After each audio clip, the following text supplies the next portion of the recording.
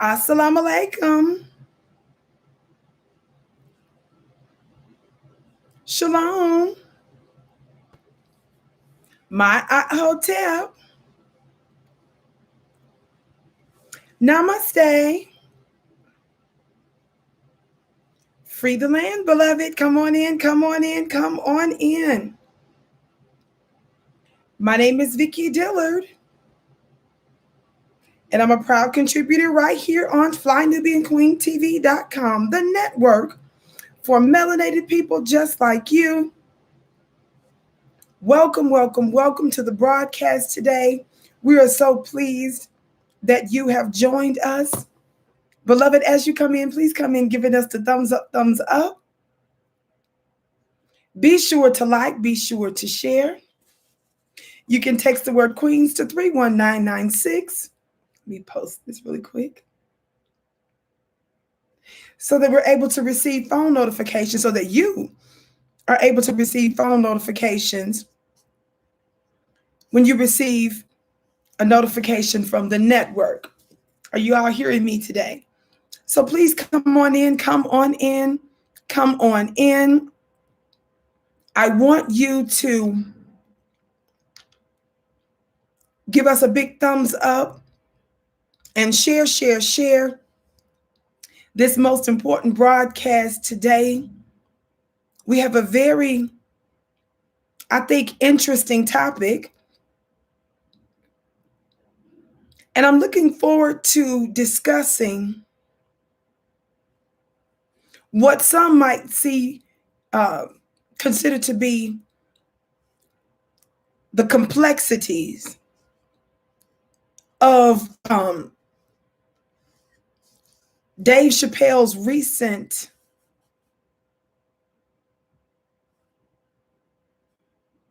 comedy special on Netflix called The Closer. The Closer, excuse me. Now, Dave Chappelle is no stranger to controversy. And so, thankfully, there are some things that Dave Chappelle stands by, even under extraordinary attacks and backlash. Now, obviously, I don't agree with everything that Dave Chappelle does. And I'm not talking about just his comedy stuff, but I'm talking about maybe political stuff and certain social things. But there's certainly quite a bit that I absolutely do agree on. Now, I don't know how many of you all heard this or not,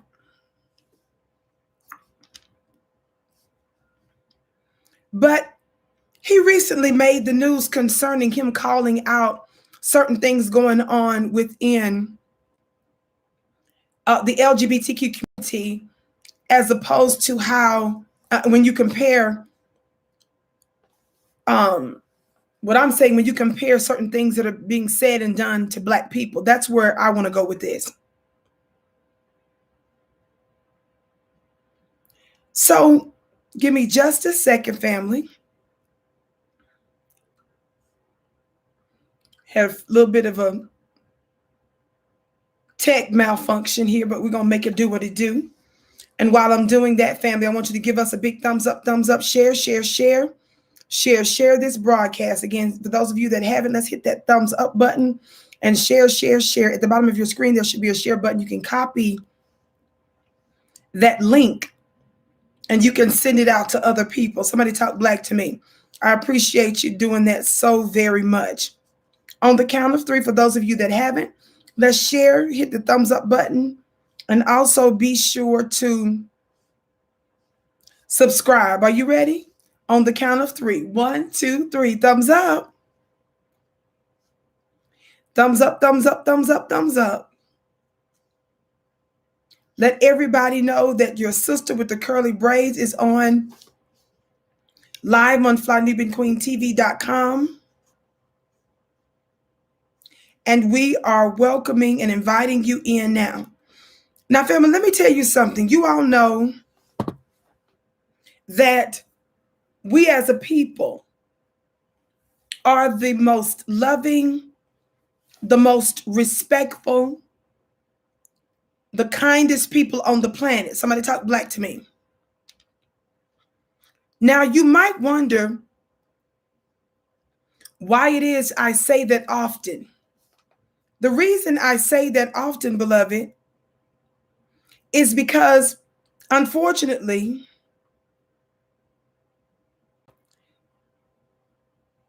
we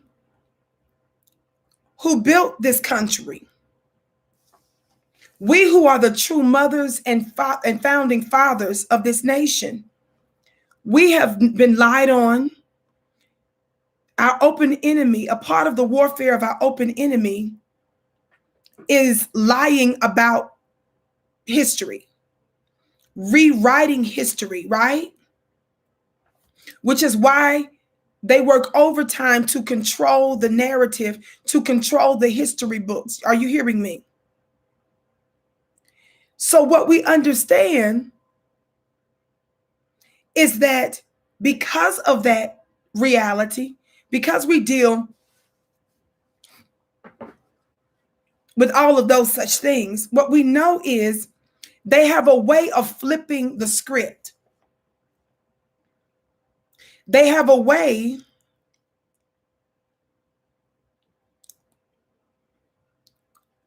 sorry about that. They have a way of demonizing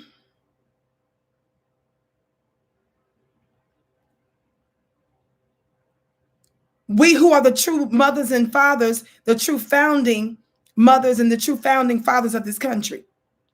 They have told you that they're sodomists, they're rapists, they're pedophiles, they're slaveholders. Somebody talk black to me. They're criminals. All of those individuals, all of those descriptors and adjectives that I just used, this describes the individuals who they credit for founding this country. Now, with that being said, beloved family, we also have to be aware that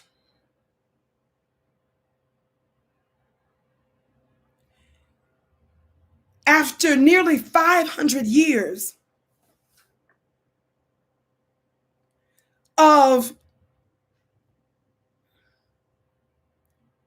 nonstop oppression, are y'all hearing me? After 500 years of nonstop oppression, watch this, for which we have not been repaired, made whole, received reparations,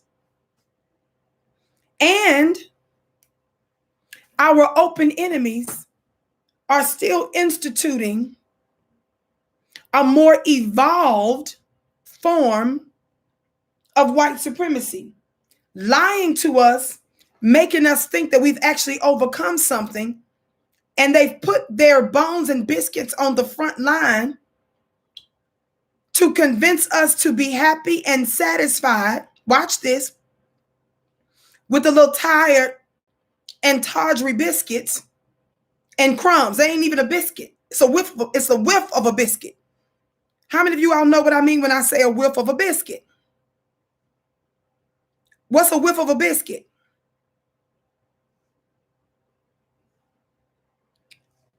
What's a whiff of a biscuit, family?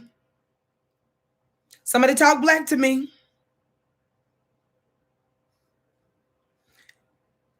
I'm not even saying crumbs in some instances.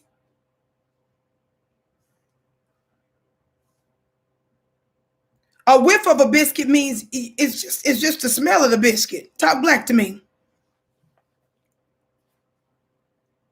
You don't even get to taste it. Your sensory organ, which is your nose, just gets to know it exists. God today. Did y'all hear what I just said? They playing with you so hard that they're not giving you, some of you, You're not even getting the biscuit. Some of our people aren't getting the crumbs. Some of them are just getting the whiff of the biscuit. You just get to be within proximity to know that it somehow, somewhere exists for you. Now, let me see if I can let my Instagram family know really quick that we're live and direct. Give me just a second, family. Shout out to my Instagram family. Instagram, this is your sister with the curly braids, Vicki Dillard. I want you to know that we are live and direct on FlyNubianQueenTV.com. And so we want to invite you to come on over now to Fly Nubian Queen, to my Instagram family. Come on over to FlyNubianQueen.com. Now watch this, FlyNubianQueenTV.com. Instagram. Now, family. Now, this is important. I remind you often of the fact that those of us who were the true Native Americans, as you would call them, or natives, and some would call them Indians, the original were black-skinned natives. And for those of us who have actually had ancestors that came from the continent of Africa, it was still black melanated people, natives, and foundationals who built this country. We did what the white supremacists could not. That's why they stole us, our labor, and our intellectual property to bring into existence what they could not do on their own. I remind you of what was done because I'm building a legal case for reparations. We don't want to forget what was done. Don't go out here talking about you don't want to see no more slave movies. Yes, you do. You hear the Jews talk about their plight all the time, and their plight's been over with. Their plight didn't last as long as I was dead. Are y'all hearing me today? We experienced the worst human treatment anybody ever experienced. Watch this, for longer than anybody else. Nobody can say 500 years. And they got reparations. They got all kinds of acknowledgments and a whole bunch of other stuff. There are other people on the planet that have experienced different things, but it pales in comparison to ours.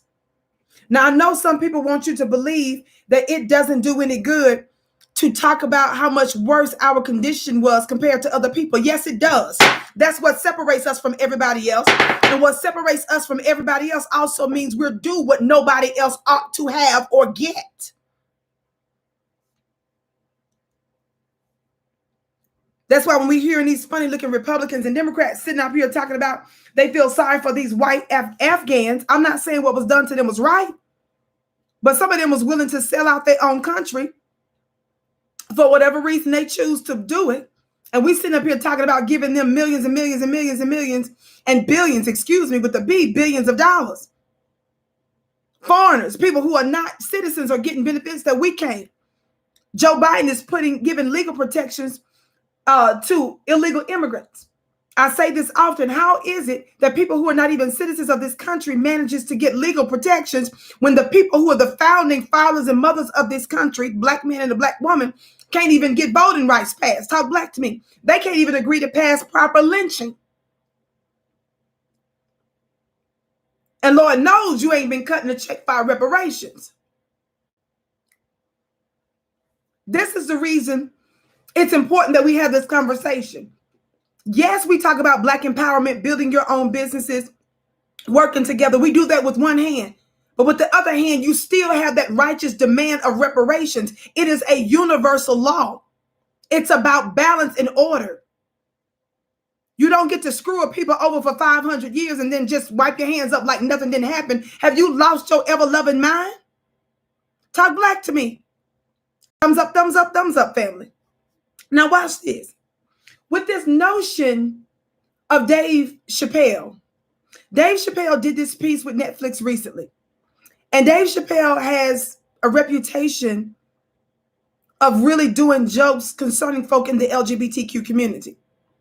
Now, here's the thing with Dave. His latest Netflix piece, shout out to my brother Red Pill, who made this point on my page today.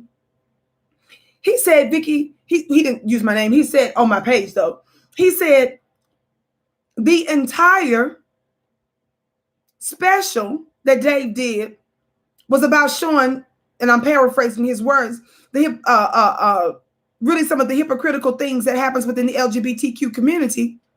But he said they only emphasized the part that he said about DaBaby.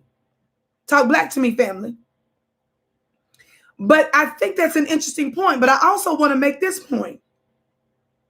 The reason I just outlined for you and reminded you the hell that black folks have gone through and are going through with the newest people on our planet, whose time is up according to Revelation 12:12, which is why the scripture says the Bible styles them with the name, the devil or the opposer knows their time is short. So the scripture says in Revelation, that's why they come to the earth to make havoc.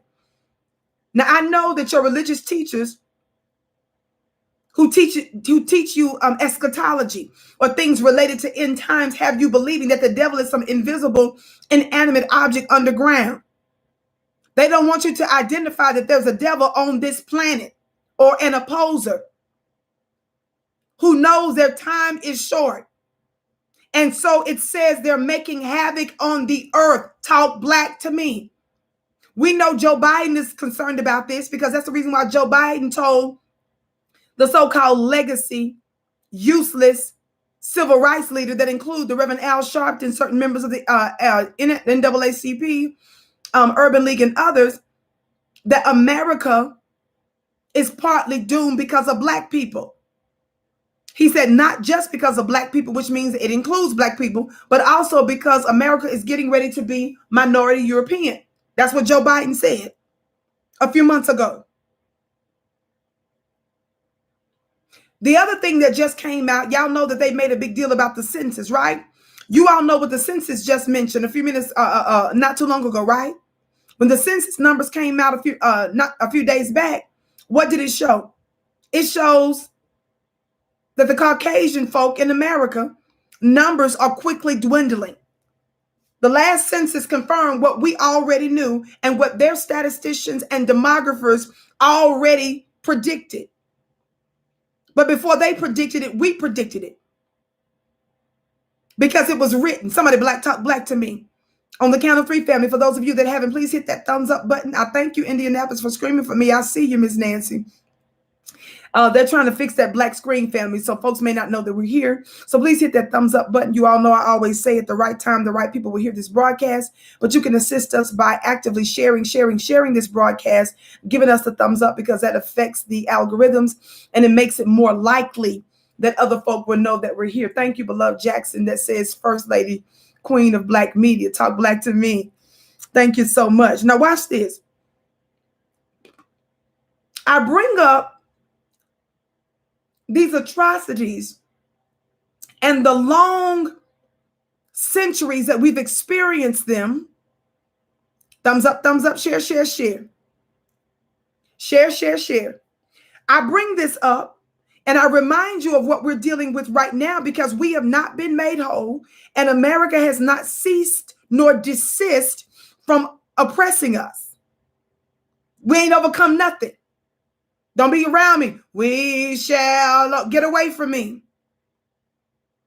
I don't want to hear nothing about when we were successful and got voting rights and civil rights and all that, when the Supreme Court has gutted the most central parts to some of that legislation. And when they're finding other technology to make it functionally impossible for us to be full citizens and participants in this nation. Talk black to me.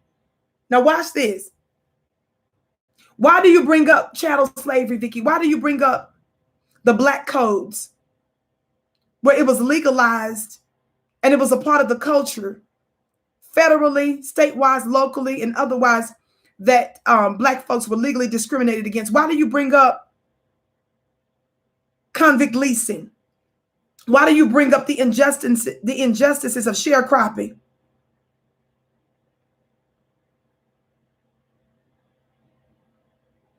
Why do you bring up Jim Crow? Why do you bring up new Jim Crow? Why do you bring up the industrial complex? Why do you bring up the fact that we have not received any form of reparations, even though America has given Asians, Japanese reparations?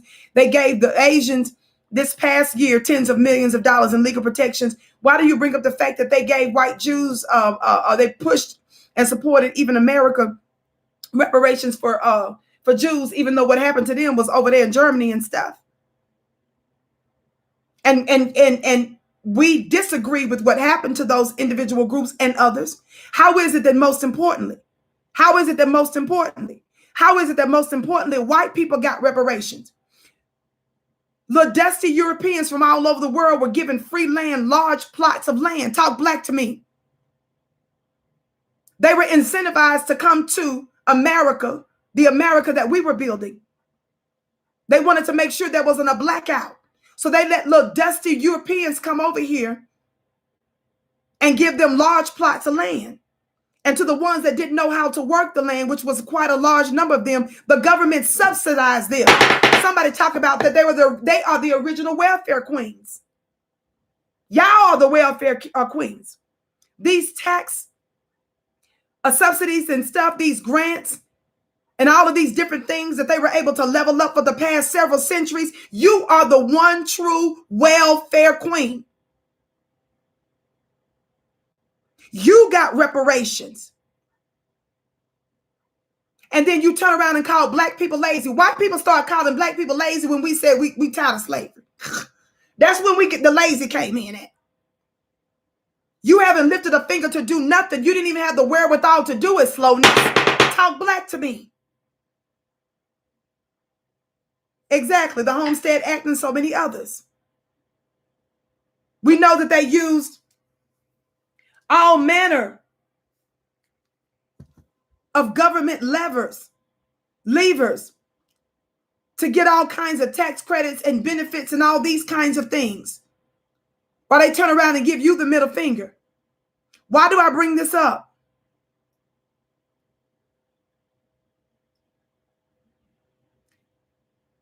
I bring this up because black people are the only group that you should be worried about offending. But yet we'll sit here and tiptoe for telling the truth about all of these other little groups. But you guys make it totally acceptable for the media, movies, music, to talk about killing us, murdering us, selling dope to us, giving drugs, and the most detrimental things to our people. But we sitting over here worrying about offending somebody else. You better go sit your funny looking self down. This was technology. They flipped the script and got us worried about offending these other groups. And they turned around and demonized black folk for calling out their hypocritical stance. That's why I bring that up.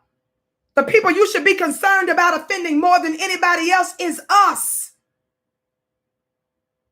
Now let's talk about the LGBTQ community, members of the LGBTQ community, who have been some of the most notorious oppressors of black people. I've said this for years. One of the most notorious LGBTQ community member on behalf of the United States that imposed some of the worst open legal oppression against us was who? He ran the FBI. Hint, hint, hint.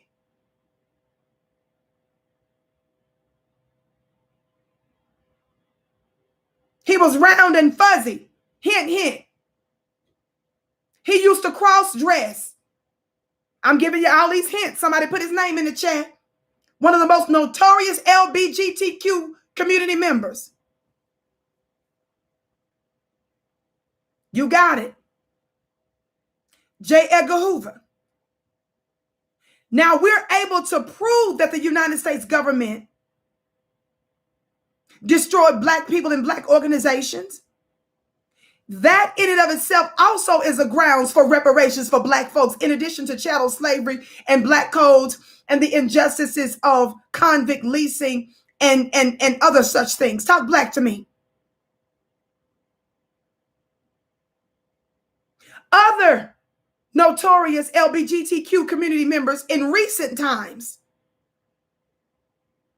who's known as a Democratic donor. I'm going to give you a hint. Last name starts with a B and matches a Black documentary called Buck Breaking. I just gave you the biggest hint in the world.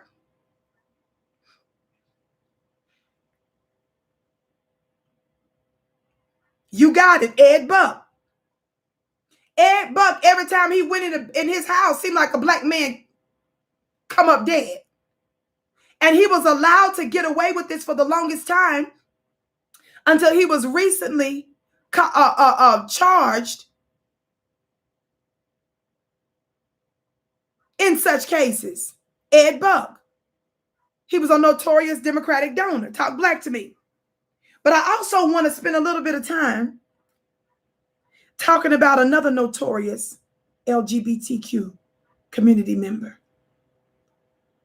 who, according to Black scholars,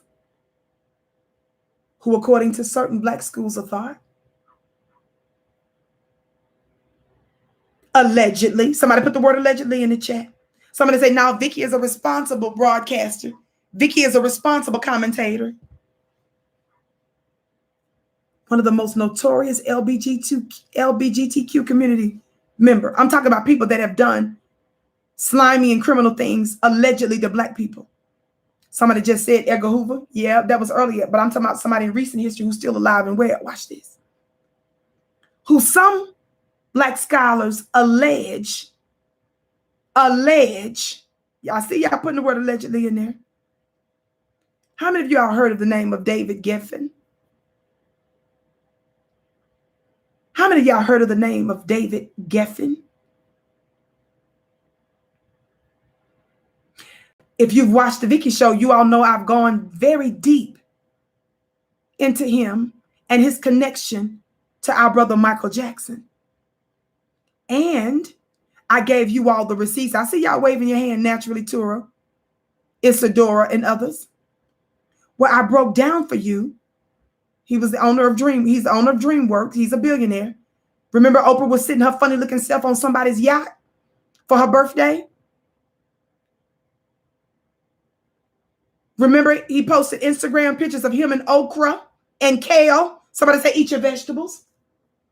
Somebody say eat your vegetables. In Black society, Oprah and Gail are affectionately known amongst Black grassroots as okra and kale. They were sitting there funny looking self on his multi-million-dollar yacht. Y'all remember that? Somebody said buffering. Am I buffering? Moderators, I need to know if I'm buffering on YouTube. Moderators, let me know if I'm buffering.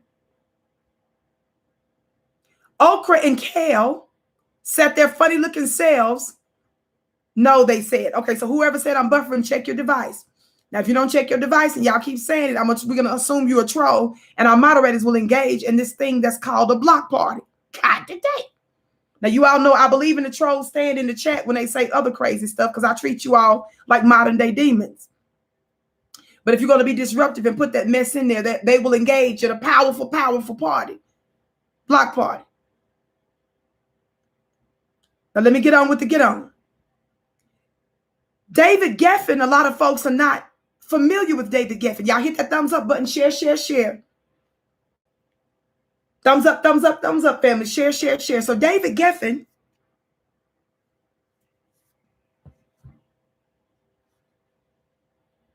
what some folks don't know is that Oprah was on his yacht multiple times. And this was a good buddy of hers. And we understand that one of the ways she celebrated her birthday, Epic, Eric, stop saying buffering. They said I'm not buffering. Check your device, baby. Okay, let's get Epic Eric out of here. Moderators, get on it, please. Or maybe I have to do it. I don't even know if I can or not. Watch this. Thumbs up, share, share, share. Thumbs up, share, share, share. So, David Geffen, a lot of folks are not familiar with. But David Geffen, thank you. David Geffen We had the heads up about David Geffen. But I'm getting ready to show you a connection. Thank you, mods. I'm getting ready to show you a connection between David Geffen, Bill Clinton, Hillary Clinton, Barack Hussein Obama, and what some intelligence scholars are saying that they believe that there is evidence to connect him to the actual murder of our brother, allegedly. Some allege that there is evidence that this LGBT mafia head, as he was known as, allegedly, they believe there's enough evidence to suggest that he may have been involved in the murder of our brother Michael Jackson. Y'all know I don't do conspiracy theory. Y'all know I don't do nothing without backing it up. Because your sister have a gavel doesn't mean I'm an idiot. That's why you miss my power. Slowness. You can't pick up my vibration because you mix up my manner of being. And I've got results with what I do, baby. Now let's get into it. Instagram. I'll see you on Fly Nubian Queen. Come on over, FlyNubianQueenTV.com, Instagram. By the way, family, you can follow me on Instagram at Vicki X Dillard. Follow me on Instagram at Vicki X Dillard. Follow me on Instagram at Vicki X Dillard, family. Follow me on Twitter.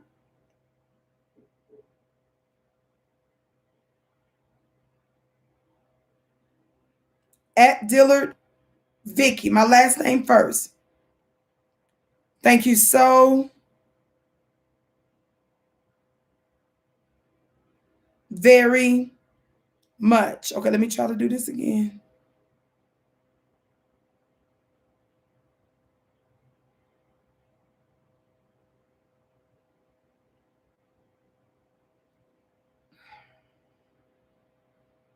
Thank you all for sharing. Giving your sister a minute to try to get this up here. All right, family, let's get on into it. Let's get on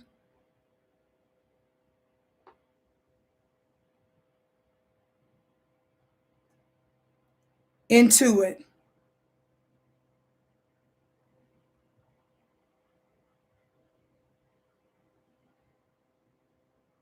All right.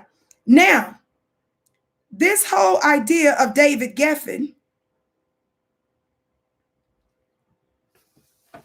a prominent member of the LGBTQ community, shout out first to Dr. Wesley Muhammad. Some time back, this has been a long time ago when I first brought this to you guys. Those of you that have been following me, you all know that I was exposed to this for some time. But I was able to have certain, connect certain dots because of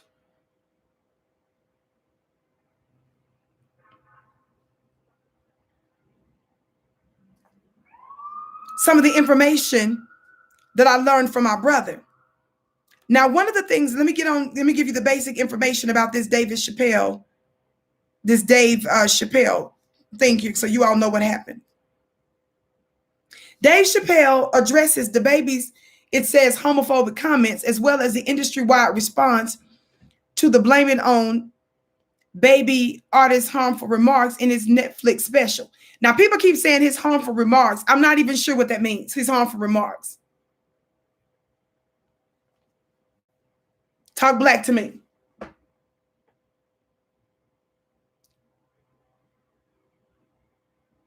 Watch this. I came here tonight because this body of work that I've done on Netflix, I'm going to complete. He said, all the questions you might have had about all these jokes I've said in the last few years, I hope to answer tonight. And I'd like to start by addressing the LGBTQ community directly.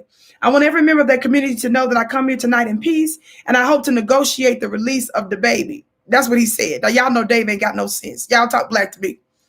So, family, keep in mind, this is within the context of him as a comedian. Somebody say, as a comedian, talk black to me. Now, he goes on. He says, I go hard in the paint, but even I saw that S was like GD, DaBaby. He pushed the button, didn't he? He pushed the button, punched the LGBTQ community right in the AIDS. That's what he said. That's David's words, not ours. I'm not quoting myself. This is his words from his Netflix special. And of course, nobody here is trying to offend. I'm quoting Complex News right now. Talk black to me. Now I'm going to skip on down here. This is the part that I think was very interesting, and that's getting a lot of play right now. He says this: in our country, you can shoot and kill an N-word, but you better not hurt a gay person's feelings. We show our respect even to our own brothers and sisters who identify with that community. This is not about who you say you are or how you choose to identify. I'm exposing, watch this, where my intelligent black people at. I hope y'all are hitting that thumbs up button. Share, family. Hit that thumbs up button. Share on the count of 3. 1, 2, 3, thumbs up. Thumbs up, thumbs up, thumbs up, thumbs up. Thumbs up, thumbs up, thumbs up, thumbs up. Y'all love to send me other people who you think are powerful and celebrities and famous. My question is, do you send them your sister stuff? Put this link out. Share. Thumbs up, thumbs up, thumbs up. Tell them your sister with the curly braids is on live and direct. Now watch this. It says, in our country, this is what Dave said, you can shoot and kill an N, but you better not hurt a gay person's feelings. Now, why was he saying that? He's saying that because DaBaby was involved in the actual murder of a person in Walmart. I won't get into all the details of that, or the cousin of the slain that came out recently expressing some feelings about that particular situation. The long and short of it is, he got off on the situation, but he was actually involved in a murder. Dave Chappelle was bringing out America's hypocrisy. But I suggest he was bringing out America's priorities. What do you mean, America's priorities, Vicki? He was making the point that DaBaby was involved, no matter the circumstance, whether it was justified or not. Obviously, that issue of self-defense came up in that situation. His point was, even though he was still involved in a murder of another black man, that didn't tank his career.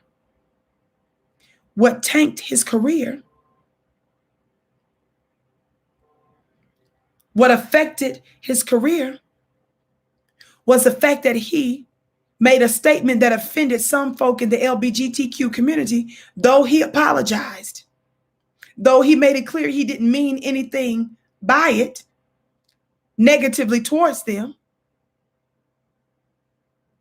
But America, lily white America, has no problem with the fact that he murdered somebody. What I want you guys to see is that America elevates other groups to make them appear to be more victimized than us, to try to give this idea that we're we're both equal. We both deal with some form of discrimination or exclusion or some form of oppression or injustice, so that black folks don't stand out as we should, and so that others will be able to dilute the justice claims that we have, like reparations. Did you all catch that? Cecilia said, bring it out, Vicki. Did you guys catch that? The issue here today, which is why I started off the show by saying black folks, we're the sweetest, kindest people on the planet. We show respect to everybody. There are folks within our community that identify as part of LGBTQ community. My point to you is, you ain't more special than us. And your feelings ought not take precedent over our reparations and our justice claim. We'll get to you in a minute when you run us our trillions. Somebody say run us our coin. When you run us our coin, and when America ceases and desists from killing Black people, then we'll get to you. We're not saying we're not going to get to you. We're saying you ain't the priority. Just like illegal immigrants ain't nobody's priority. White women shouldn't be the priority. And God knows her husband and her man shouldn't be.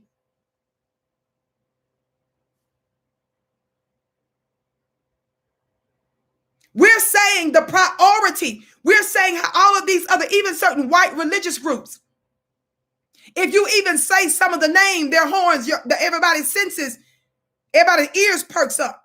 Like you most special than us. There is nobody that has experienced the most inhumane treatment on the planet for longer than us. Nobody. So that's the reason why I have no respect for your black bones and biscuits that every time they talk, Cornel West and other slowness, when they go to talk about Black and brown people, Black, brown, LGBT, every time you all can't say Black without throwing anything and anybody else in there. If you're LGBTQ and you're Black, I don't need to distinctly identify your LGBTness, your LGBTQness. All that's important is your Blackness.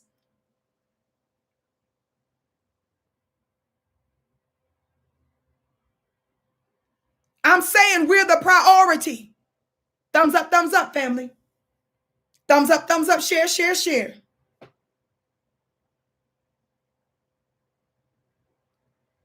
Thumbs up, share.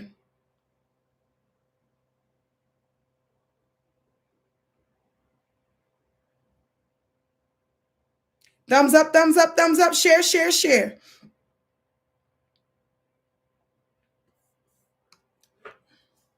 Funny looking self.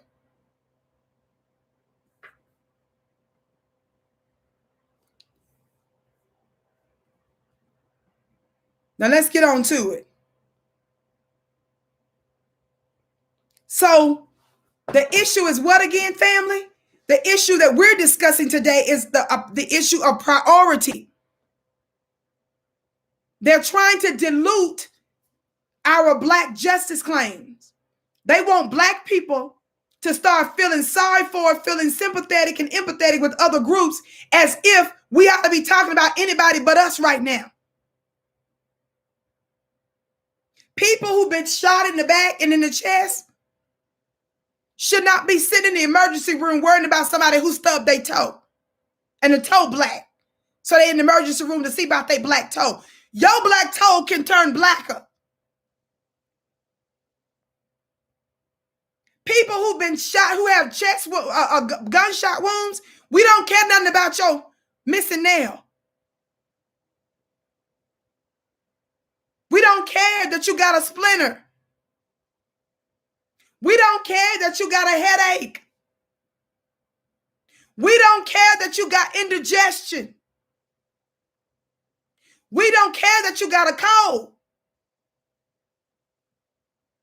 About not to care if you got that, you know what? God today. People who sit in the emergency room for heart attacks and strokes ain't studying your stub toe. Are you hurt? Yes. Does it rise to our level? Heck to the no. Should I be talking to you? No. You better go sit your funny looking self over there and go get you a Sprite and some Skittles and watch you some TV in the emergency room. That's what you better do. Get you some hand sanitizer. And go sit your funny looking self down somewhere. The fact that you even tell me that your toe stub, you stub your toe. And we sit over here dealing with loved ones that's got heart attacks and strokes is an embarrassment.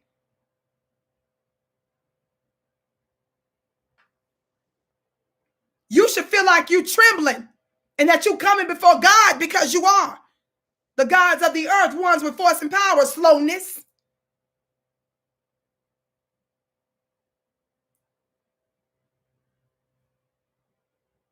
People that get splinters, do they hurt? Yes. And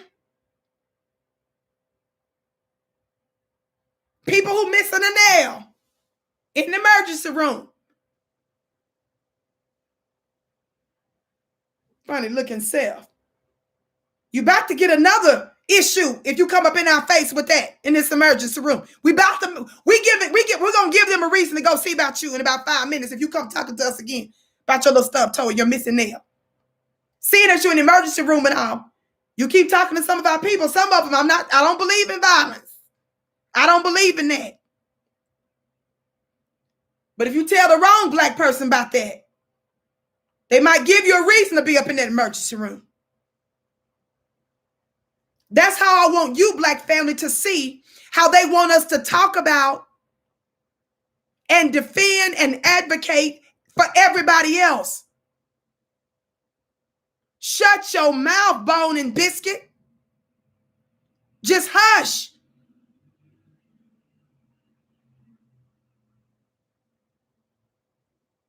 What was I going to talk about?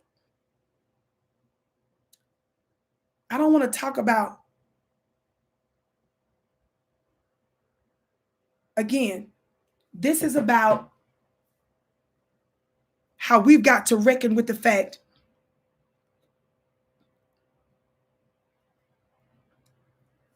that some of the very groups that are claiming to be the greatest victims, I'm not talking about just the LGBT, I just named some of the others, a certain white religious group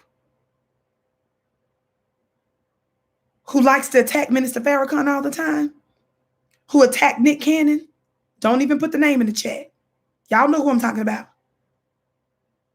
We tiptoe around those individuals as if somehow they're more victimized than us, when we can trace that members of their religious communities were also responsible for our enslavement and also responsible for an extraordinary amount of injustice that black folk have experienced ever since.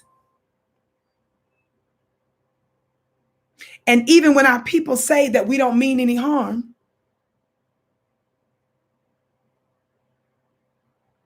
these individuals get preferences, and the media becomes more sensitive to appeasing them than they do black people. And the reason for that is black folk still talking about forgiving our enemies.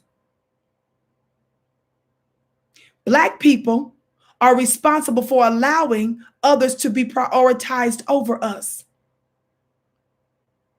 And I'm pointing out the fact that the very people that we're sitting here talking about are victims and saying that they experience stuff, and we're not discounting whatever you say your experience is. We're saying they don't rise to the level of us, and we are saying that we can prove that you too have been responsible for our oppression. And we need to have a come to Jesus moment. But the Jesus we're going to be dealing with is not your stringy head, blue-eyed one. It's going to be this black revolutionary one. Now let's get on with the get on. Watch this. Who is Ed Buck? Y'all, we already talked about him. That was that Democratic donor. I'm reading from NPR. This is from this summer, July 2021. Democratic donor Ed Buck is convicted in the deaths of two men who offered drugs for sex. A federal jury on Tuesday convicted a wealthy California political donor on charges he injected gay men with methamphetamine, in exchange for sex, leading to 2 deaths and overdoses. Ed Buck, 66, was found guilty on all 9 felony counts in federal court, which could lead to a life sentence. Now, family, it was we, the black grassroots, who first brought this to the public's attention, and we were calling out the Democrats for not calling out one of their financiers for the death of black men. Y'all see this? Scary looking optic terrorist, in addition to being a murderer. Okay? Now that's one. I've already addressed him. Let's move now into this David Geffen fellow. Now, some of you came to know who David Geffen was. If you are following my show, it's because you've been watching me for the past couple of years or so, and I brought some of this information to light. And others of you found out about it when Oprah was celebrating her birthday, and she was sitting on his funny-looking yacht. This guy named David Geffen. For those of you that don't know, one of the main reasons we give Oprah Winfrey this everlasting work, in part, is because of how she betrayed our brother Michael Jackson. Now, family, in addition to Oprah maligning Black people and Black men and pandering for the quarter century that she reigned as the queen of talk, pandering to her white zaddies, at the same time, while she was empowering white supremacy and her white zaddies, she was disrespecting Black men. Oprah is one of the first ones who used her platform to begin to push other people groups. She was the one that was pushing these alternative agendas even before it began to catch on like it has today. You all can thank Oprah for that. Oprah was one of the first ones who used her very large platform to push that. She was the one that was seeding her anti-Black male hate to her lily white stay-at-home mamas. Let's keep it above. Thumbs up, family. Share, share, share. Now, with that being said, one of the people that she's very good friends, very close friends with, we found out later were enemies of some of our most prominent Black brothers.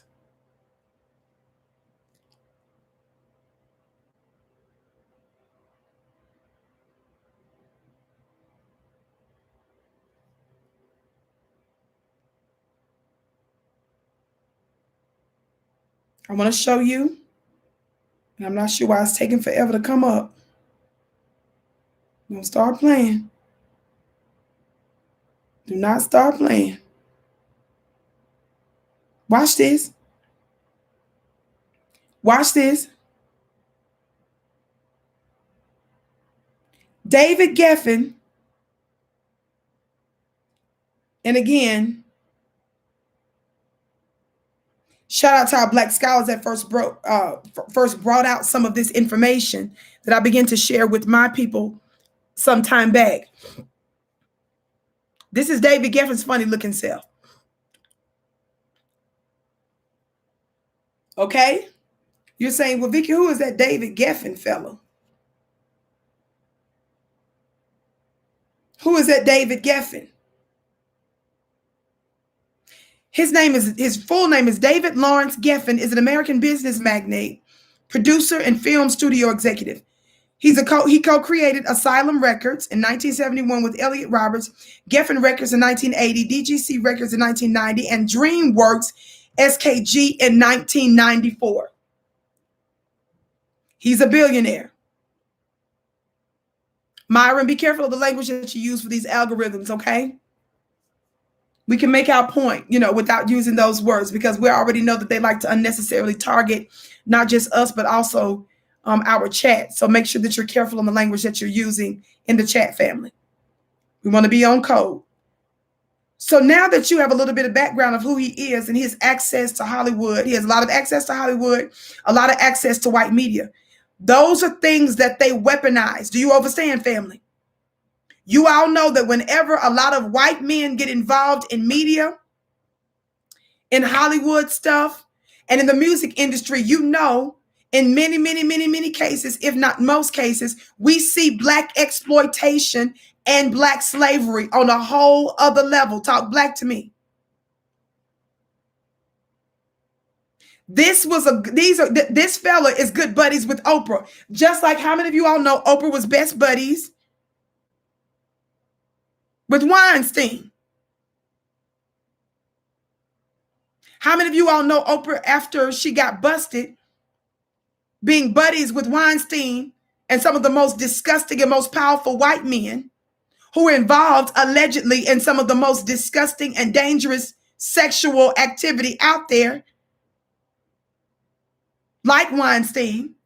Oprah going later on come out and say that she used to feel bullied by Weinstein, and Weinstein used to make her bring on certain guests. Now, it's your show, and you were already approaching billionaire status back then, sis. How you going to sit there and say that a white man over yonder somewhere was bullying you? But she submitted to her zaddies while at the same time helping to destroy black men. Somebody talk black to me. Some of you all did not know that Oprah is best buddies with some of the most powerful and disgusting white men who are responsible based on information and belief. And I'm just taking the extra step with this David Geffen stuff by saying allegedly. Responsible for the destruction of black men and black people.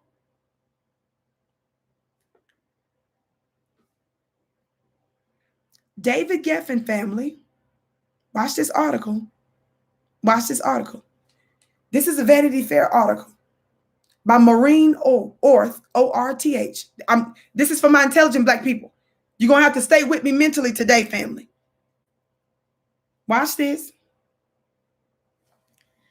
What does the title of this headline say? Can you all see this headline? What does it say? What does the title of this headline say, family?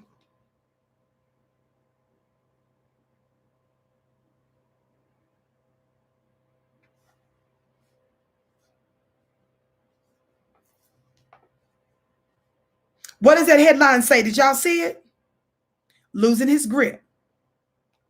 This is from 2003. Who are they talking about? Listen, I'm putting y'all up on game, and I keep trying to tell you the reason why they feel like that the new black media is so dangerous is because we recognize that the media is warfare, but some of you all don't know it, or you don't get how deeply these demons are. Watch this. It's first, listen. Does it get more bizarre than it's been getting lately? Apparently, yes. From Michael Jackson's increasingly freakish appearance to his voodoo death spells to the disturbing revelations in the $21.2 million civil lawsuit against him, the pop star's life has been spinning out of control. Investigating his spiraling debt, his grandiose schemes, and his controversial relationship with children, the author wonders if Jackson is as crazy as he seems, or a cool manipulator of his own fame.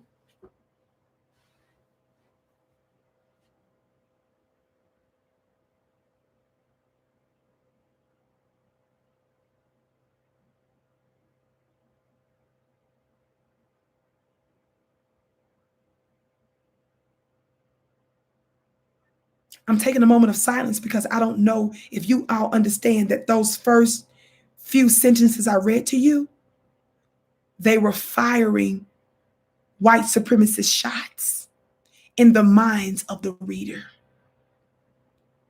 And you guys wonder why Michael Jackson was under such attack, why they painted him as a nut. The reason why amongst black society, some of you actually thought that Michael Jackson was messing with little children. Even if you didn't officially believe it, the fact that you hesitated and scratched your head and called him a nut, you are part of the ones that were under their spell. Talk black to me.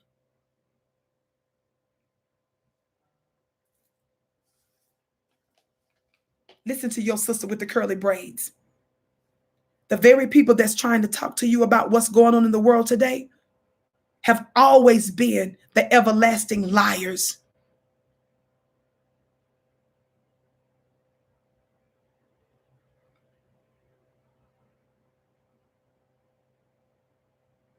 Did you all hear me? Why did I read you that headline? Because we're told that it was David Geffen that sent out the word to all of the major media apparatuses where he had access to begin to paint Michael Jackson as a nut. How many of you all remember when Michael Jackson, don't put the words in the chat, did that song where he was talking about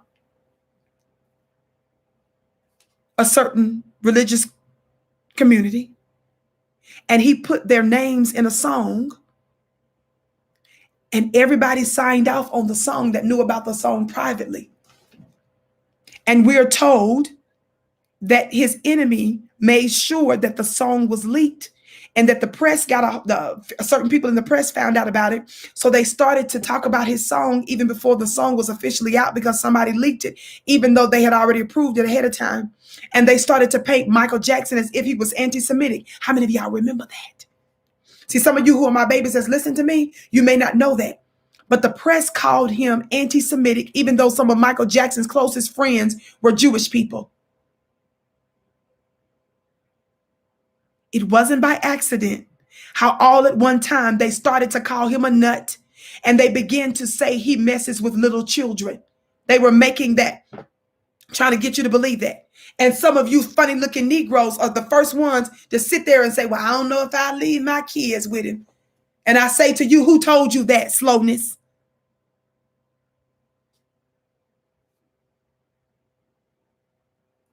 Watch this. I read you that headline for a reason. David Geffen, and be sure to take down the names of these receipts that I'm giving you. I said, be sure to take down the names of the receipts I'm giving you. I'm already dropping them. So make sure that you're paying attention. In a book entitled, I was actually trying to pull it up.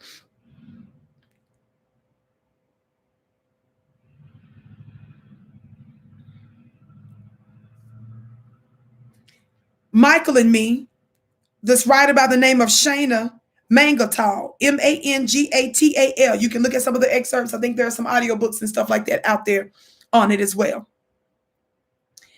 Even though we cannot definitively say we stand by everything that's written in her book, family, there was one bit of insight. Again, shout out to our brother, Dr. Wesley.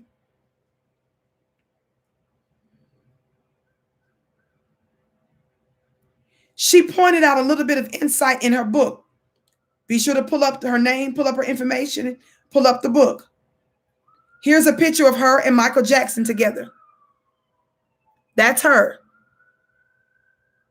Okay? Again, I'm not sitting here saying that I'm standing by everything that was written in her book and her motives for the book and all that stuff. But she reveals one bit of insight in the book that she wrote about Michael Jackson. Guess what she revealed?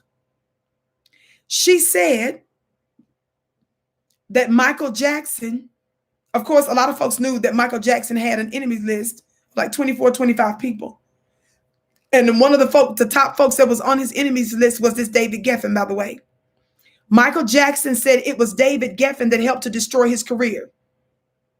Well, this lady, Shana Mangatal, stated that David Geffen, this gay media magnate, made a pass at Michael Jackson. And Michael Jackson rebuffed his pass because Michael made it clear, I don't go that way. I like women. How many of you all know it's okay and safe and all right to be heterosexual? It's okay for a black man to like just women. We don't demonize them because they don't want men or the opposite. They don't want the same sex. You're not oppressed because don't nobody want you.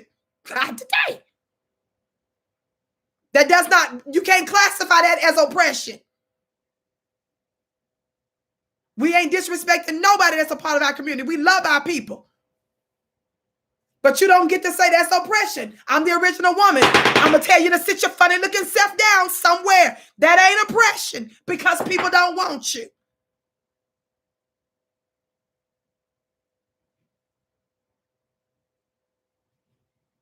That's you.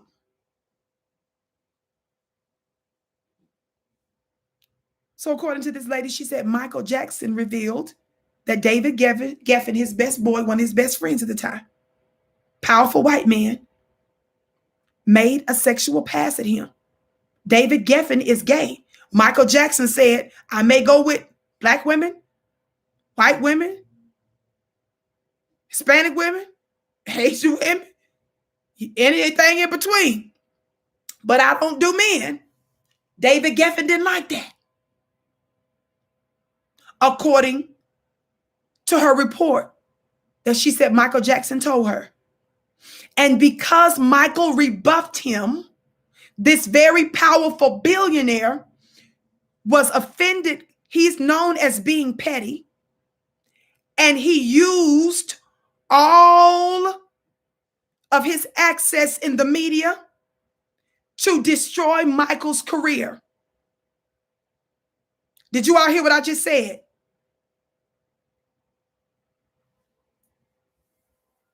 Talk black to me. Thumbs up, thumbs up, thumbs up, family. Thumbs up, thumbs up, thumbs up. So that's also when they started to paint him as if he was a child molester. When they came at him to say his song was anti-Semitic, even though privately all of the top heads signed off on his song, when they started to all at once paint him as a sexual predator, y'all better pay attention. This was intentional. Allegedly. God, today. Even though my sources don't use allegedly. Vicki is being extra circumspect for myself as well as the networks and the affiliate networks I'm on. Talk black to me. Thumbs up, thumbs up, thumbs up, family. Thumbs up, thumbs up, thumbs up. Watch this. Now you understand when Okra and Kale set their funny looking anti-black Aunt Jemima selves on that yacht for her birthday. Raise your hand, black family, because y'all know I've taught this so many times. So you really should know this answer. What movie was Oprah sitting on the yacht watching with David Geffen celebrating her birthday before she ended up doing an interview with Michael Jackson's fake, based on information and belief, accusers? What movie was Okra on the yacht watching with David Geffen celebrating her birthday, family? Thank you, Simo27, Leaving Neverland. Who celebrates their birthday doing that? Who watches that on their birthday? Why am I bringing that up? It stands to reason, and we believe, and we can intelligently, we believe, draw the conclusion that the reason Oprah agreed to do that interview with Michael Jackson's libelous accusers was because he dropped that in her to do on her birthday on his yacht. So what did Oprah do, family? Are y'all following me? She did the interview, and somebody say the black grassroots included, because it was mostly black people online. Who didn't give her the work was Joy Reid. Who didn't give her no work was Roland Martin. Who didn't give her no work was Donna Lemonade. Who didn't give her work was the Reverend Al Sharpton. Do you all understand why we keep calling them out? Because see, when it matters for your black media to hold another black sellout accountable, they're silent. We've been the ones shaping y'all's mind over the years and over time to recognize a snake and a wolf in sheep's clothing.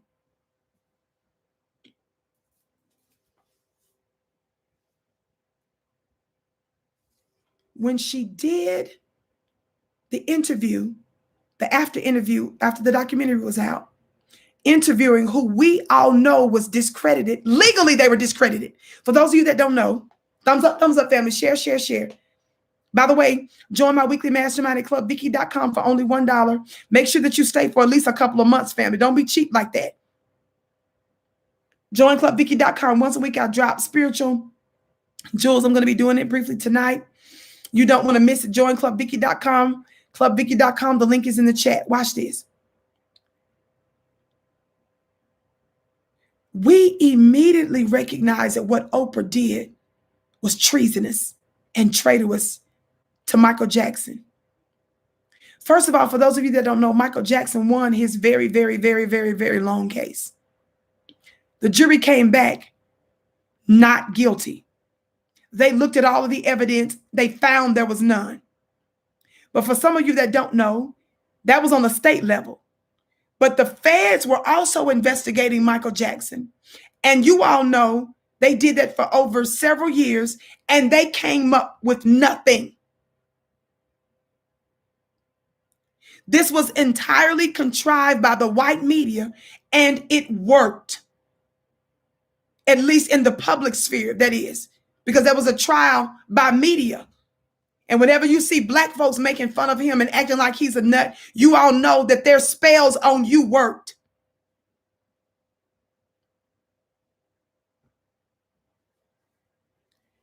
Oprah started to whine after we found out she was doing that traitorous, backstabbing, anti-black interview. This is an article from USA Today from 2019. What does that headline say? What does this USA Today headline say?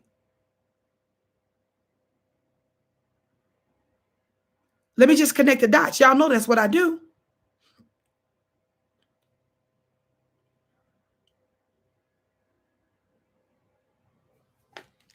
It says Oprah Winfrey talks about the, quote, hateration she got over leaving Neverland special. Now, first of all, Oprah is nothing but an honorary white woman. So the fact that she uses the word hateration just is cringeworthy. It don't even sound genuine coming from her. She's saying hateration because she wants you to know it came and it's inspired by Negroes. Talk black to me. Listen to what her funny looking self said. She actually said this on the Daily Show with that guy, Trevor. But she made an interesting statement, but I'm going to tell you something later. She made a similar statement around the time she was doing the interview too. Watch this. Oprah Winfrey says she was subjected to extreme backlash after joining the Michael Jackson debate following the Leaving Neverland documentary. Now, black family, give yourself a round of applause in the chat. Put some black hand claps in the chat and give yourself a round of applause for giving Oprah Winfrey this everlasting work. See, we're the ones that helped to dethrone her.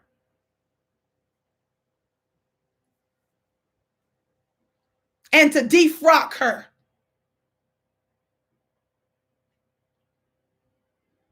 The iconic talk show host and media mogul received praise and criticism after sitting down with Jackson's accusers for Oprah Winfrey Presents After Neverland. Now, what was she watching on her birthday, family? Whose yacht was she on? And what was she watching on the yacht, family? All of a sudden, after her birthday, she's out here doing Oprah Winfrey Presents After Neverland, which premiered immediately after the explosive documentary on HBO. Now listen to this quote. She says, "I haven't had that much hateration since I did the puppy episode with Ellen DeGeneres.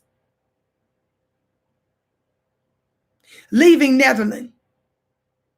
That's what she said.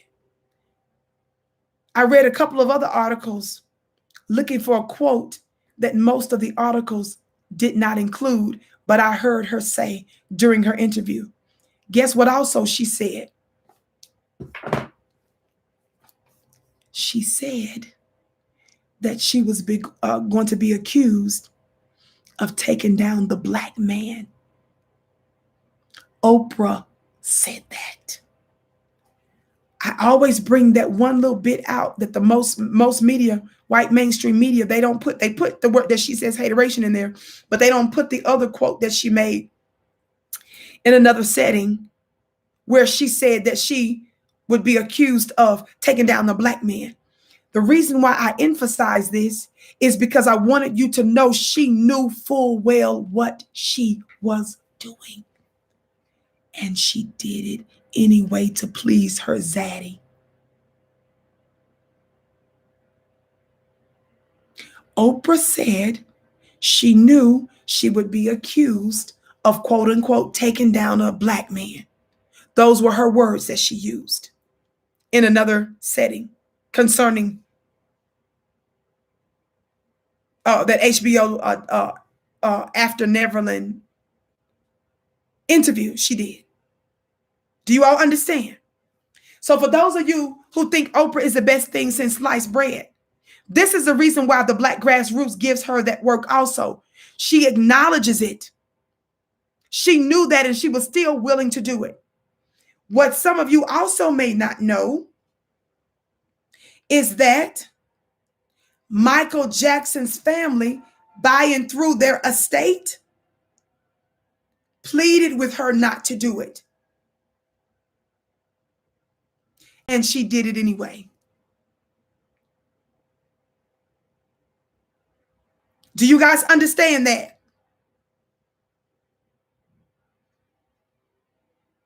Now watch this. Watch this. Watch this. I'm reading you this piece, much of which I feel like has been confirmed and also stated by our brother, Dr. Wesley. This piece that was written by, it said it was posted by, rather, Vindicate MJ, and in parentheses, it says Helena. This was a piece that was put up on WordPress.com. Are y'all catching these receipts I'm giving you?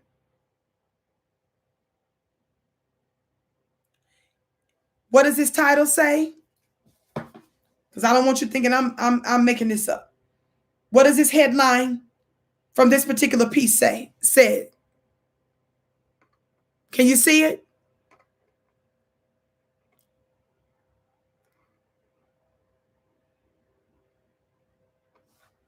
Michael Jackson, David Geffen sank my career.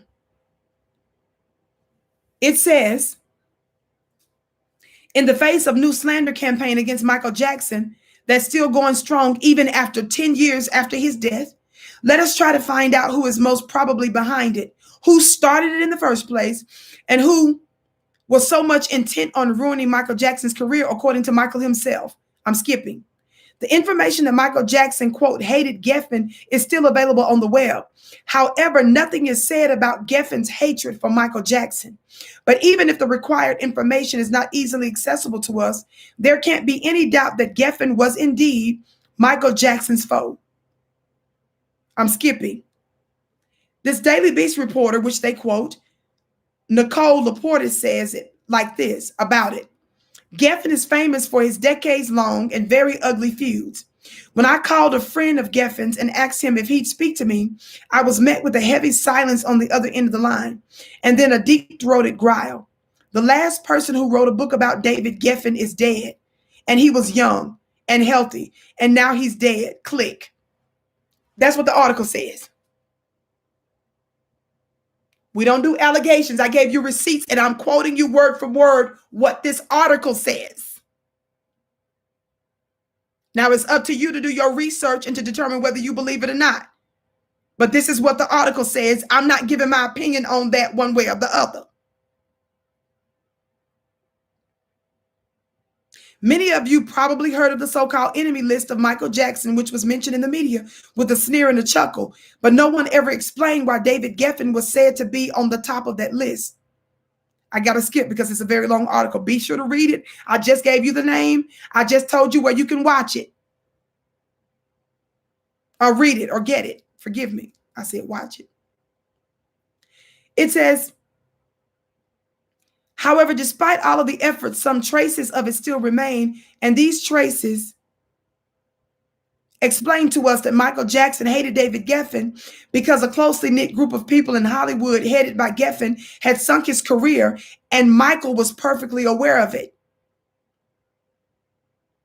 Here is one of the pieces that contains this truly priceless information. Quote, Jackson reportedly hates Geffen for being a part of what he calls Hollywood's G Mafia. Fill in the blank, family, without putting a word in the chat. That's Michael Jackson's word. Even though it's perfectly fine to say, I'm still being extra careful, crossing my T's, dotting my I's, because y'all know the Vicki Show follows the rules. For some of you all that don't know that, this statement comes from a source. It says, you both know and don't know.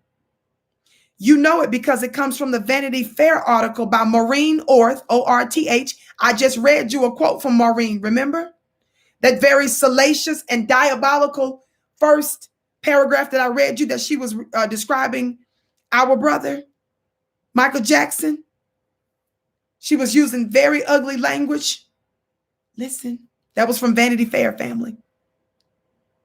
I said that article was from Vanity Fair that I first read you when I came on. Y'all got to connect the dots.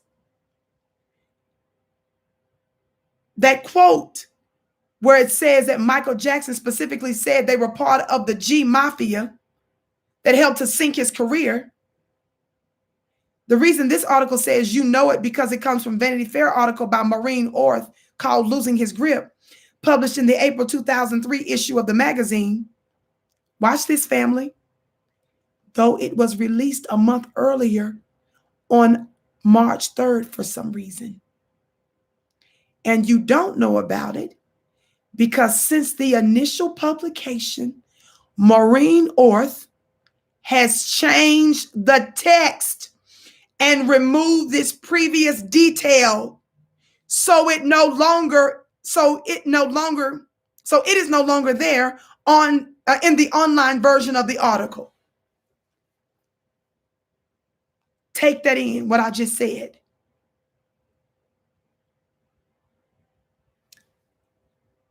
My point is, why was the LGBTQ community being protected in that instance when Michael Jackson's words that directly came from Michael Jackson about what he said was happening to him and who was behind it from a very premier magazine known as Vanity Fair?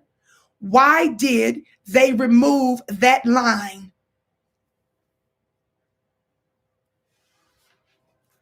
Y'all don't play with me.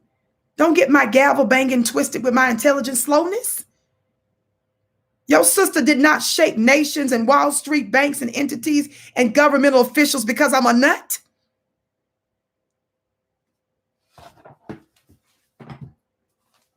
I know what vibrations to move into depending on the environment I'm in. Your sister with the curly braids, talk black to me.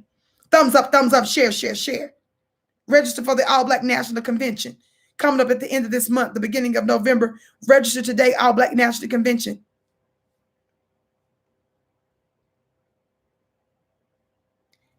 It says the Vanity Fair article must have been redacted almost immediately after its release, as Michael's reasons for hating Geffen were copied, pasted by a very limited number of media outlets, the traces of which remain in only 2 of them, in the New York Post and on a Fox News page, which functioned until recently, but it is no longer there and is now displaying a 404 sign. Somebody say media is warfare. In fact, if Michael's words hadn't remained in the New York Post, we wouldn't have learned that he ever said them and that they were part of the original Vanity Fair text. But you guys believe everything that your lily white media tells you? When they intentionally, selectively leave out certain information? They don't want you to be intelligent detectives, to pick up the clues and the hints. They don't want you to ever draw the right conclusion.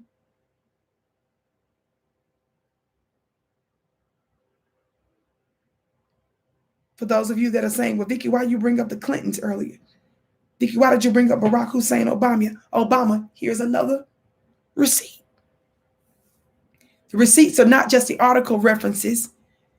The purpose of me giving you the article references, it makes it easier for you to also have names of books and names of particular people who were giving testimony to certain things for you to research later as well. Talk black to me. What's the name of this article, family? Because y'all know I got to give y'all white media outlets for you believe what we say to you. And then we have to go in and vet and connect the dots for you to get an understanding. What does this headline say? First of all, what's this article? Where's this article from? You see the F for Forbes? You see the Ford.com link? What does that headline say, family? Family, what does that headline say?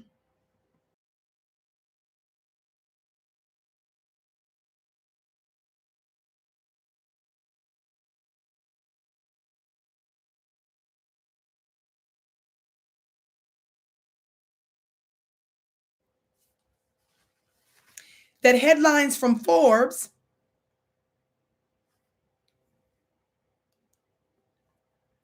from 2007 says Geffen ignites Clinton-Obama feud. You're so welcome, beloved. It just said thank you for the daily scholarship. Y'all hear me? After re-entering the political circles with the star-studded fundraiser for Barack Obama this week, it didn't take long for David Geffen to join the political fray. I said after re-entering. Are y'all connecting the dots? After re-entering the political circles with a star-studded fundraiser for Barack Obama, who are they talking about? Re-entered the political circle. They were raising money for Barack Obama. Who are they talking about, family?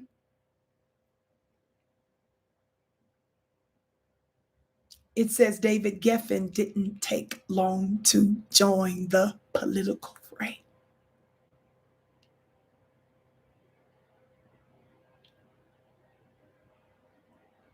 In fact, he became the central focus of the political news cycles on Wednesday. His sharp criticisms of Hillary Clinton and her husband in a New York Times column ignited a war of words between the campaigns of Obama and Clinton, bringing to a head long simmering rivalries for donors between the two superstars presidential contenders. So for those of you that's not catching up on this, David Geffen, this LGBT magnate, who Michael Jackson said was his top enemy on his enemies list, who is said and is reported to have allegedly made a gay pass at Michael Jackson. Michael Jackson rebuffed him. This man was so petty and was so disgusted by being rebuffed that he allegedly went about destroying Michael Jackson's career, helped to paint him as a sexual child predator, made him look like he was a wacko and a nut, anti-Semitic, and did all these kinds of things. We're bringing up these elements of this community because we need them addressed, because how they adversely affect Black society, and I'm not through. For those of you that don't understand where I'm going with this, let me read some more before I go there. If I just drop this bomb on you. If you follow me long enough, you should know where I'm going, because I've been giving you all these receipts and I've been giving you all the heads up for a long time. You all know that when I'm dropping you spiritual insight that I get, I turn around and find you the best scholarship I can to verify and to confirm what I say.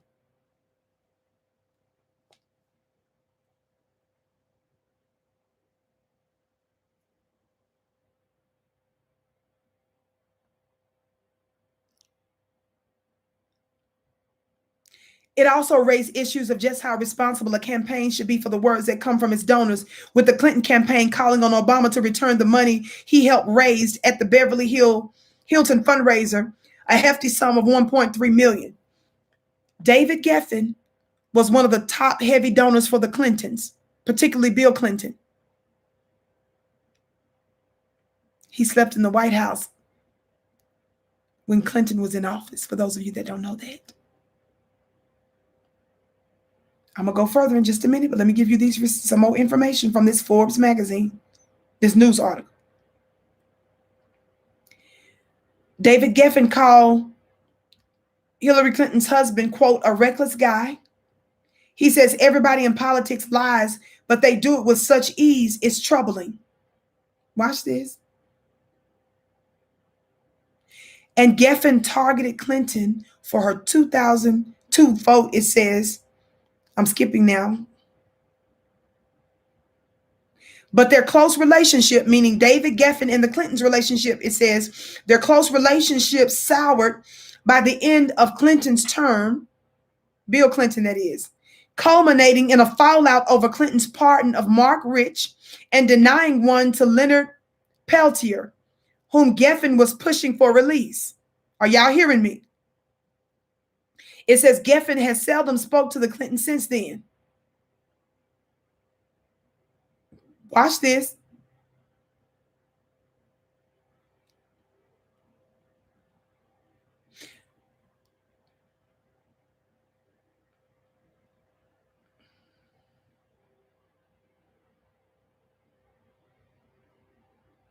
To little surprise, some of Clinton's Hollywood supporters expressed dismay over Geffen's comments and characterized them as the resentments of a powerful mogul who didn't get his way. Why am I reading this to you? And let me fill in some dots. Thumbs up, family.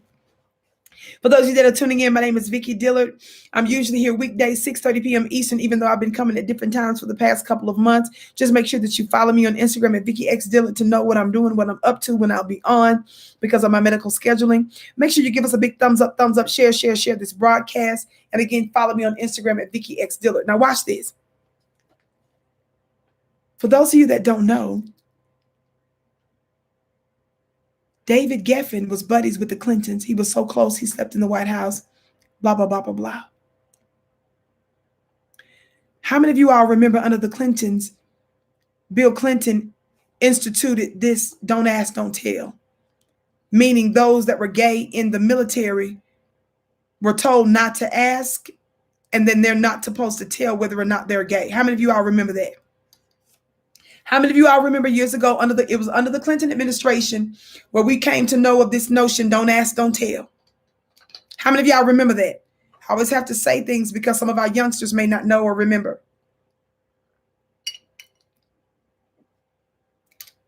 DBCU says, what an awesome broadcast, sis. You're lighting our A up with your knowledge this evening. Thank you, beloved. Watch this, watch this, watch this. Watch this. Y'all remember?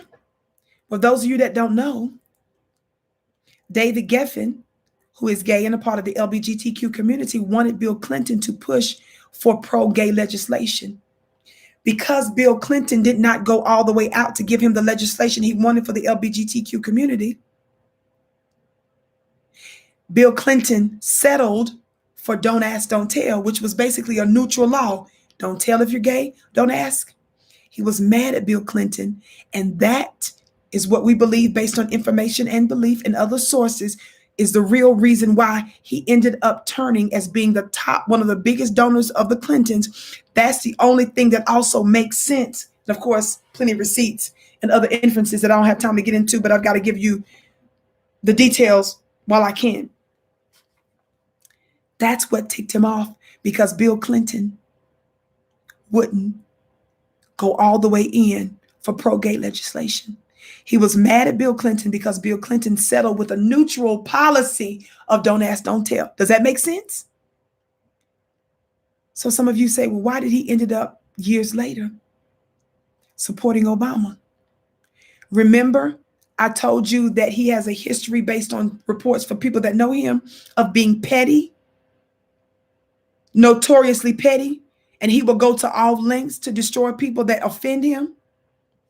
He waited years later to punish Bill Clinton by using his wife's presidential campaign aspirations. How many of you all remember that when Barack Obama ran for office, who also was running for office? Hillary Clinton, right? Guess what happened?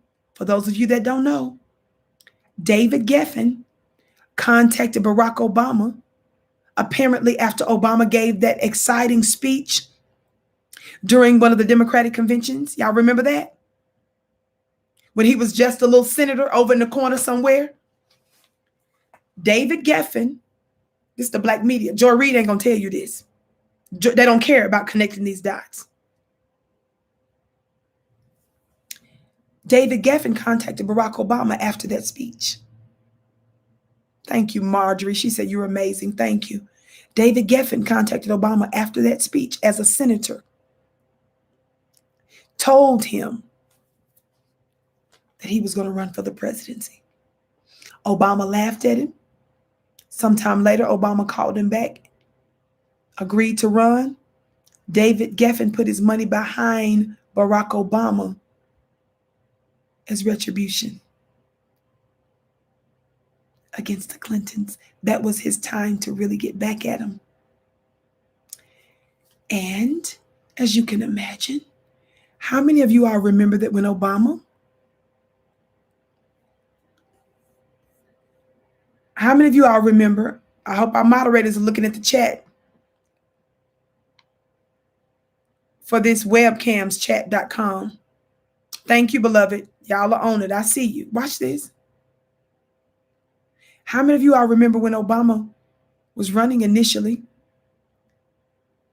Obama's early stance in politics. Let me put it that way. How many of you all remember that Obama's early stance in politics? Obama believed that marriage was between a man and a woman. How many of you all remember when that was Obama's original political position?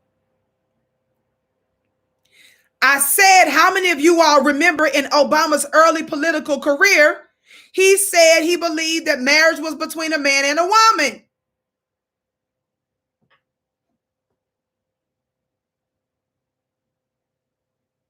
Now, who did I say told Obama he was going to run? Who did I say first told Obama his funny looking self was going to run and that they were going to put money behind him?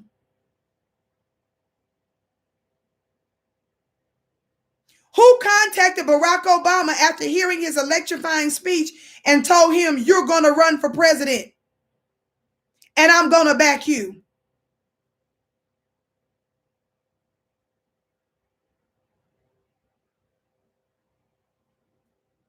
Thank you, David Geffen. You can also look that up. David Geffen admitted that in an interview. Like I said, if you followed me long enough, you know I've given you all kinds of receipts that I pulled even independently of other research that I've learned. What happened under the Obama administration? Obama's career first said he believed marriage between a man and woman. How did the evolution of Obama pushing gay legislation that even Bill Clinton didn't push? Obama did what Bill Clinton didn't even do. Y'all remember this Newsweek article when they called Obama the first gay president?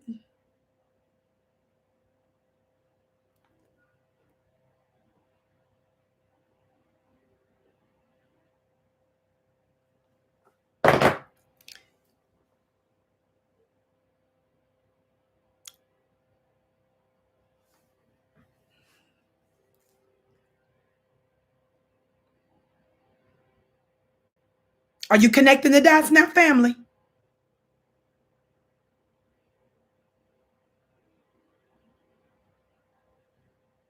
As it relates to what, again, shout out to Dr. Wesley Muhammad, because this was Dr. Wesley Muhammad that alleges, I'm saying the word allege. I shouldn't put words in his mouth, but I'm being extra careful on these platforms. It was our brother, Dr. Wesley, that I remember seeding this notion that David Geffen was somehow involved in, allegedly, the murder of our brother Michael Jackson. And that black doctor How many of you all remember?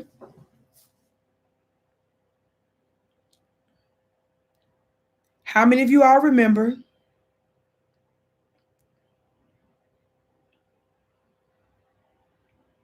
I want to pull up his picture, Dr. Conrad Murray. I'm trying to find this picture. How many of you all remember this brother, Dr. Conrad Murray? How many of y'all remember his trial? Well, they screwed him in court and tried to blame this man for the murder of Michael Jackson. How many of y'all remember that? How many of y'all remember that they tried to, they got the black man legally hemmed up for the murder of Michael Jackson? How many of y'all remember that? Talk black to me.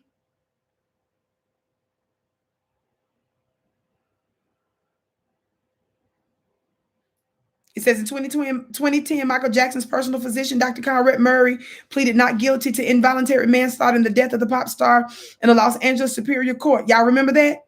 He was convicted in 2011 and served 2 years in prison. Y'all remember that, right? Y'all remember that?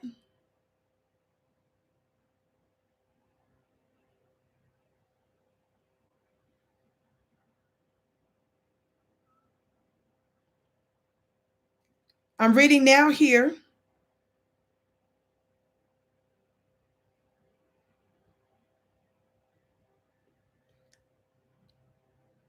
Which this is quite a bit from this particular article that talks about that doctors competed to give Michael Jackson painkillers. Ex-wife Debbie Rowe says, even if we didn't believe Miss Debbie Rowe, one of Michael Jackson's ex-wives, right? Are y'all hearing me? Even if we didn't, somebody just said they never get. I know that's right.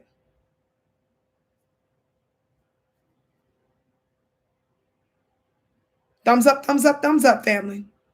I really wanted to show you this picture. Thumbs up, thumbs up, thumbs up, share, share, share. Thumbs up, share, share, share.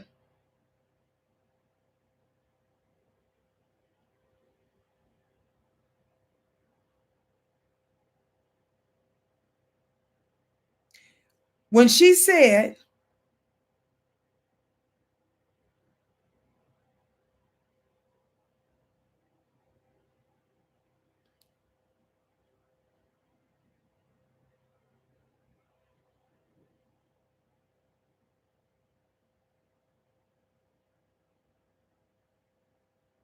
this part, I want you to read. This is interesting. This is different, but I want you to hear this little bit of insight, right?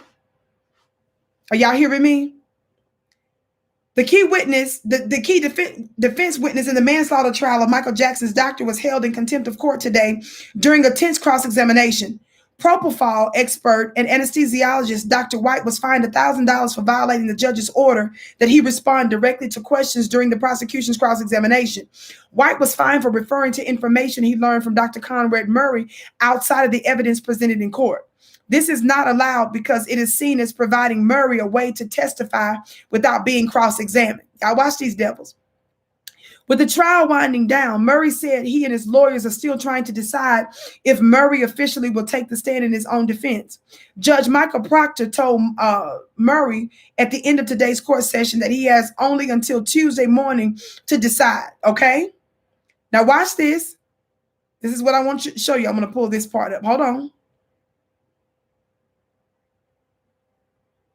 Thumbs up, share, share, share.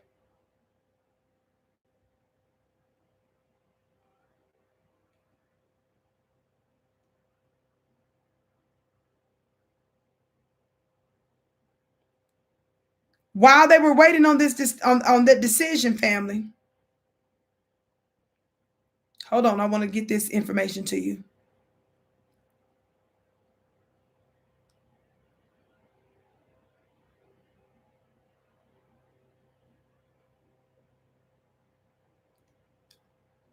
This is taking me a little longer than what I want to. Prosecutors in the trial of Dr. Conrad Murray will get their chance money to cross-examine the defense star witness. the anesthesiologist Paul White at the trial in the final days. White testified Friday, y'all listen, that Michael Jackson probably caused his own death by injecting himself with a dose of propofol while his doctor wasn't looking. The defense expert also directly challenged the theory put forth by the government's main medical witness, Dr. Stephen Schaeffer, who spent 5 days on the stand. Schaeffer had said that the only plausible scenario was that Murray had let Jackson's IV drip the surgical anesthetic for 3 hours even after the pop star had stopped breathing.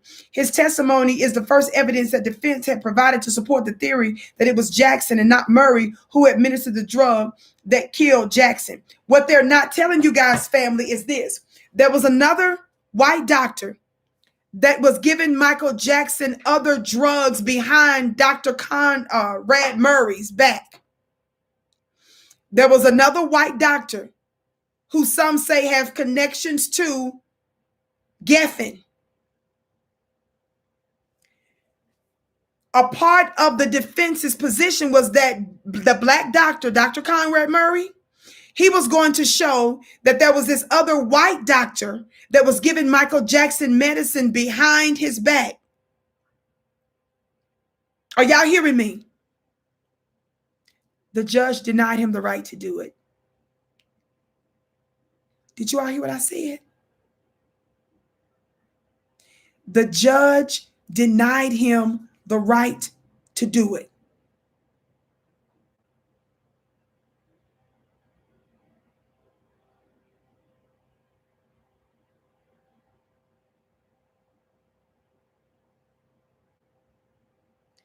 It is believed by some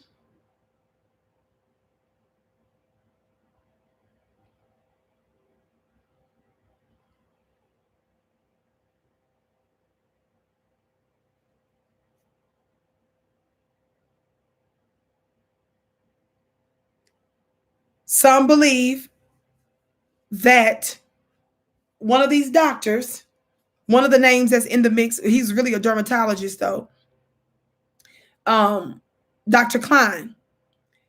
But some believe that it was a white doctor that went behind his back where Michael was getting this medicine because Michael was in so much pain that he gave Michael too much medicine. Some believe that some of that was intentional, and some also believe that it's interconnected to an insurance situation as well that had to do with who would ultimately also own some of Michael Jackson's music or his masters. Do your research. I'm going to leave that there. Did you guys catch that? Allegedly, based on information and belief. These are extracurricular disclaimers I'm giving. Talk black to me.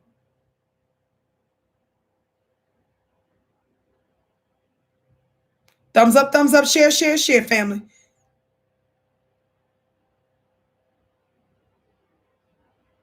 Thumbs up. They like to just call him Dr. Michael Jackson's dermatologist. That's how he's always labeled, but he's not the only one, family, that was involved in that. Remember the initial article, which I didn't have time to read all of that, from Michael Jackson's ex-wife, says that there was a couple of doctors, white doctors, German doctors, she even, the headline rather, mentioned, that was fighting over giving Michael Jackson pain pills. Do you understand?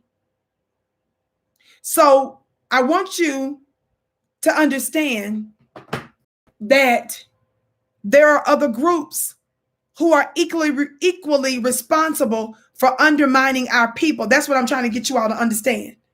Does that make sense? And some of the very people that you guys want us to treat like the ultimate victims, we're trying to say are also some of them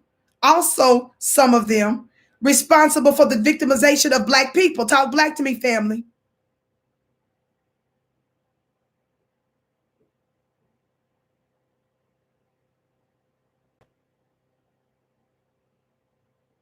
Did you all hear what I just said?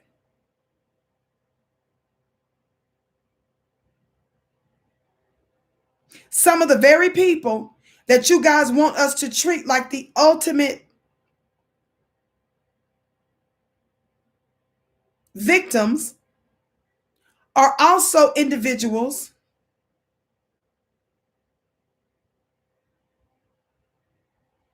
who are responsible for victimizing our people.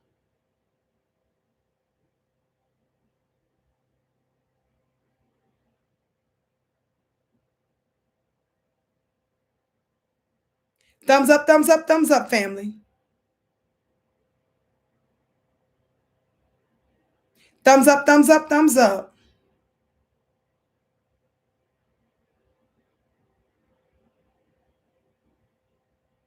Thumbs up, thumbs up, thumbs up.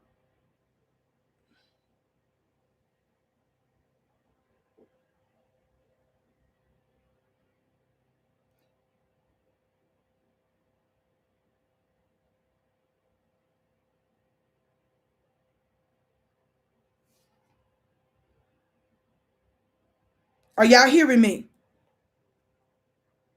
So I believe when you hear that Dr. Conrad ended up saying something along the lines of Michael ended up giving the other drug to himself, that would only make sense because he was denied bringing in the other culprit that he believed had something to do with Michael's death, his murder. Well, some are calling murder. Does that make sense?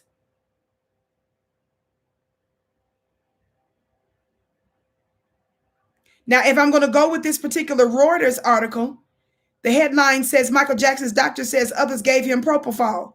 Michael Jackson's personal physician told investigators he was not the first doctor to give the pop star propofol, the powerful anesthetic that was one of the drugs to cause his death, according to the court papers. Are y'all hearing me? Murray, a heart specialist with offices in Houston and Las Vegas, was hired to care for Jackson while the singer prepared for a series of comeback concerts in the weeks before his sudden death in Los Angeles. I'm skipping. The Los Angeles County coroner has ruled the death a homicide by overdose, determining that propofol and the sedative lorazepam were the main drugs that caused his death. Murray previously had identified as the target of a manslaughter probe, but Los Angeles prosecutors are still determining whether to seek criminal charges, which we know they sought criminal charges against the black man. The latest affidavit, though, are y'all listening? Was filed in support of a search warrant carried out in August in Las Vegas, pharmaceutical supply office where Murray bought propofol and other drugs later found in the singer's body, the affidavit states. Murray has admitted giving Michael 25 milligram dose of propofol the morning he died, according to police records. Murray told police he worried Jackson was addicted to propofol and was trying to wean him off the drug with smaller doses. Okay?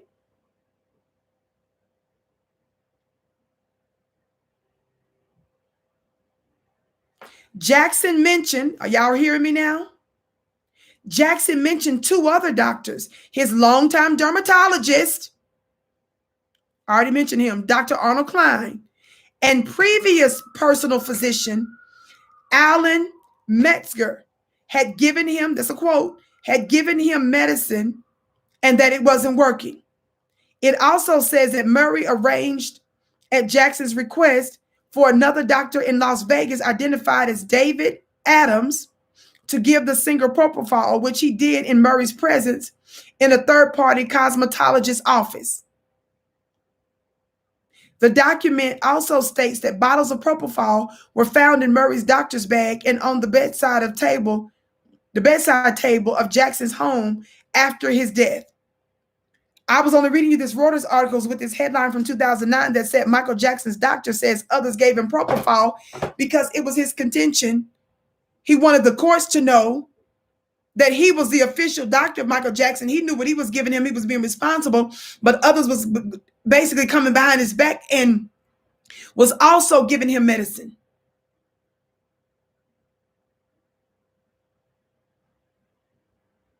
Are y'all understanding me?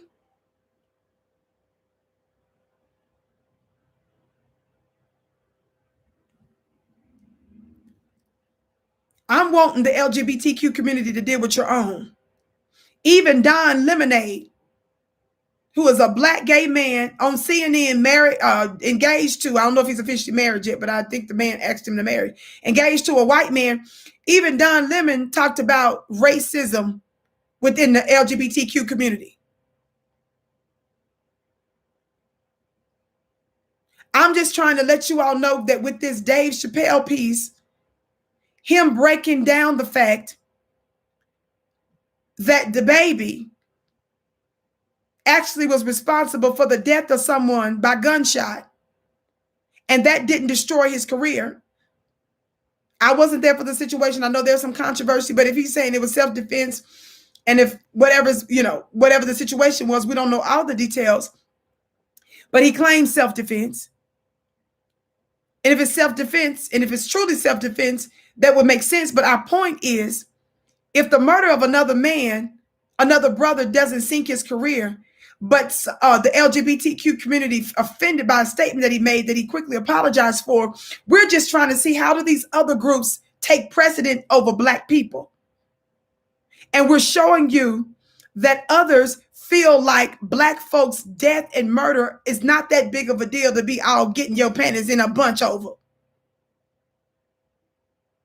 But if you offend other communities, even though you ain't trying to, even though y'all be out there apologizing, Nick Cannon, giving money to them, going to their museums. I'm not talking about the LGBTQ community now. I'm talking about when the rabbis and all the other folks call him anti-Semitic, and all those folks in their community was calling him anti-Semitic. Think about that. Y'all better quickly remind them that we're the only people on the planet that have dealt with the worst form of inhumane treatment than anybody else for longer than anybody else, and we've not been repaired, and y'all have not ceased to oppress us.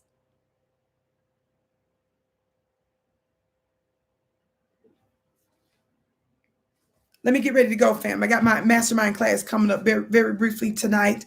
If you want to join today for only $1, clubvicki.com. Make sure you stay for a few months to stay with us. Don't have me there giving you all these powerful jewels and you too cheap to just come there and just, get some information and exploit my amazing intergalactic gems only to get in and out. Somebody talk Black to me. We have a powerful, growing family. This is an actual movement. So make sure that you join us, family. Follow me on Instagram at Vicki X Dillard. Follow me on Instagram at Vicki X Dillard. Follow me on Twitter at Dillard Vicki. I can't wait to see you again. I bow to you. I'm your sister with the curly braids. I cannot wait to see you again.